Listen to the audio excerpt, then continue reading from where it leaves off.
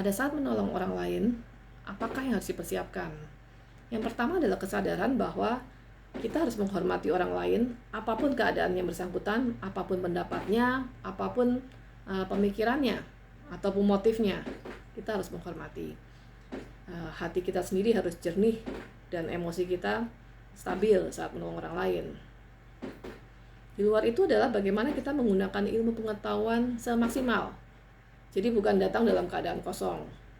Misalkan pada saat kita mau menolong orang secara psikologi, bagaimana memahami masalahnya, kita bukan hanya mempelajari ilmu psikologi, tetapi juga kultur dari yang bersangkutan, latar belakangnya, keadaan sosial, ekonomi, politik, keamanan yang bersangkutan. Jadi tidak bisa kita memaksakan harus ceritakan sesuatu, harus bersaksi, harus ini itu, tidak bisa. Kita harus menyadari dan memikirkan segala sesuatu dari sudut ilmu pengetahuan, misalnya dari sudut hukum.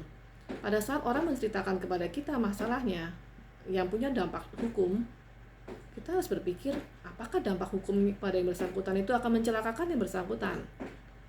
Begitu juga pada saat kita bicara soal kultur seseorang, ini kita akan masuk dalam satu sistem pemikiran yang seharusnya kita pahami saat kita menolong orang lain. Misalnya, kita tidak bisa bersikap sama saat kita mencoba menolong orang yang latar belakangnya adalah etnis Madura atau etnis Daya atau etnis Betawi. Mereka semua punya budaya berbeda, pemikiran yang berbeda.